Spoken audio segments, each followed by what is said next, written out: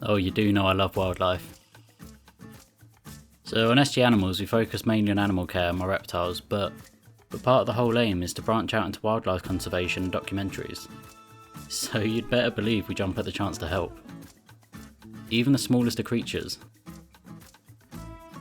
Now I cannot stress this enough, I love amphibians. Frogs are my all-time favourite animal, and it just so happens one fateful day, a few months ago, I was around at the right time to help this poor little sod. Meet Tyrone. Tyrone is a common British toad, Latin name Bufo bufo. He somehow found his way into my place of work. He might have strolled in, but he probably hitched a ride on a pallet or piece of equipment. You see, there's a small, and I mean small, bog or stream that sits among the trees at the back of the building, the other side of the fence. So I can only imagine he made his way in from there. My co-workers found him one evening and named him Tyrone. And being the good people that they are, they scooped him up and went to release him outside. But the thing is, they know I love animals, and everyone knows I love amphibians. So before letting him go, they called me over, and luckily for me, and luckily for Tyrone, I was on shift that night. You've seen before, I work in a garden centre and occasionally come across wildlife. Newts, toads, dragonflies, butterflies, swarms of bees even. It's really not common that I see animals at work, other than woodlice. But it also meant this wasn't the biggest shock. Regardless, I was excited to see the little fella, and it's not often they wander into the actual building. But something was off about Tyrone. Something wasn't quite right. And with a closer look, I could see it. Because when you look a bit closer, you can see his eyes are fused shut with dried dust. The dust had dried in such a way that it was like a sheet of concrete covering his eyes. Now, being a semi-aquatic species, it's very common for toads and frogs to have a third eyelid, known as the nictitating membrane, if I said that right. The lower eyelid and the upper eyelid are used for moistening the eyes, but the nictitating membrane or third eyelid acts as a transparent barrier, helping them protect their eyes when they swim or dig. So I don't know whether dust was on his eyes, on the membrane, or if his eyes were closed, but either way it can't have felt good. Needed a lot of care taken to remove, and given toads find and eat relying almost exclusively on eyesight and movement, he wouldn't have fared very well if it left on. So I took Tyrone home and got to work, gloves on to protect his sensitive skin from any soaps and oils on my hands, and a quick soak in some dechlorinated water to help loosen the crust.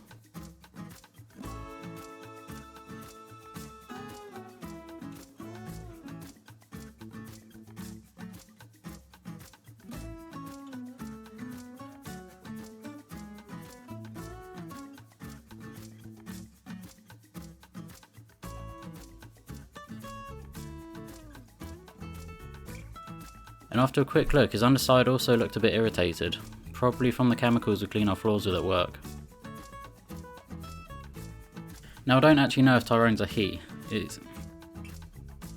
She's a bit young to tell, and I wasn't really bothered. Tyrone was the name he's given, so I'll go along with it. With a soft and soaking cloth we got to work, wiping gently and just letting the weight of the cloth do the work. Toe skin is sensitive, so I didn't want to be too rough and wound or irritate him.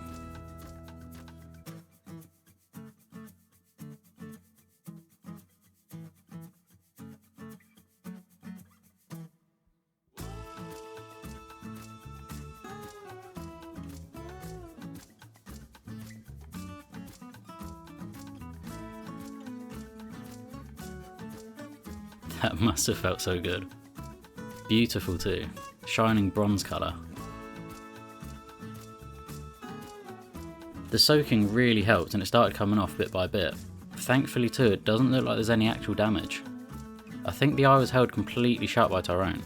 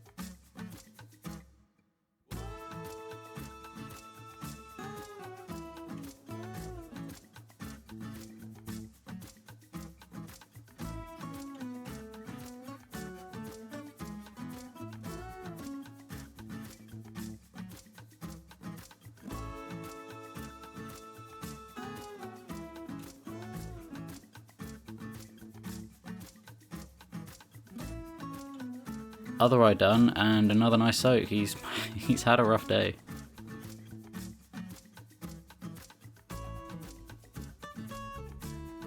I wanted to monitor him for a few days rather than risking sending him out to his doom.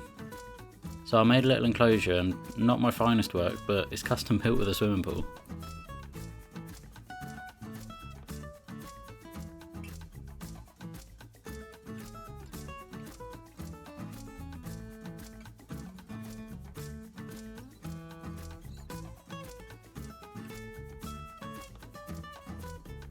The days went on, Tyrone was feeding well, great appetite, the skin on his underside returned to normal.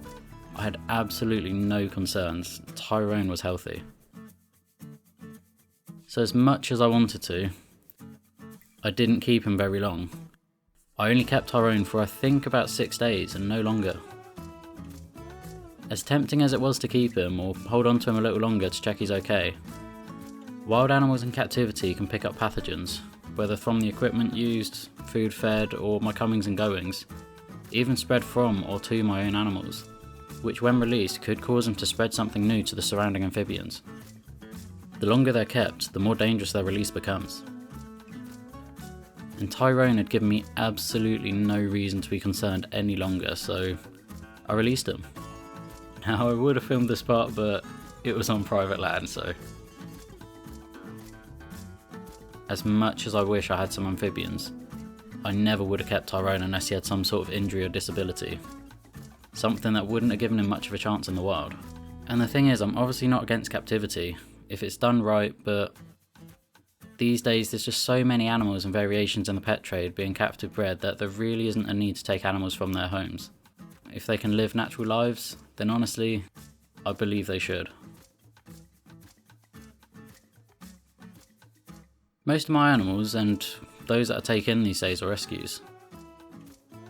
Some are rescues from previous poor ownership, and some are brought in from the wild to be released again. Whether that's raised and released by me, like Colin, or sometimes caught to be sent off to someone more capable and better equipped, like the magpie. All the various pigeons over the years. Sometimes they just need a hand getting back on their feet. I know that I'll continue doing what I do, it's what I love, but I also ask you to do the same. If you find an animal that needs help, and even if you don't know how to help it, you probably know someone that does. And when in doubt, Google it out. Find a local rescue or rehab centre. Even just posting online these days, someone's bound to come along with an answer. I don't always know what to do, and like this young pigeon that had canker, I've never treated for canker before and it progressed a fair way, so it wasn't the best time to learn. A local rescue took him in, sorted him out and released him, he was ready. Sometimes just bringing an animal in to get them taken to a rescue makes all the difference to them. It can be the difference between life and death. Anyway, thank you all for watching. I loved having the chance to help Tyrone, and to get to see more wildlife close and personal, but for now I've got to get back to working on things, because if everything goes well, soon, one of the SG animal teams will be seeing their upgrade.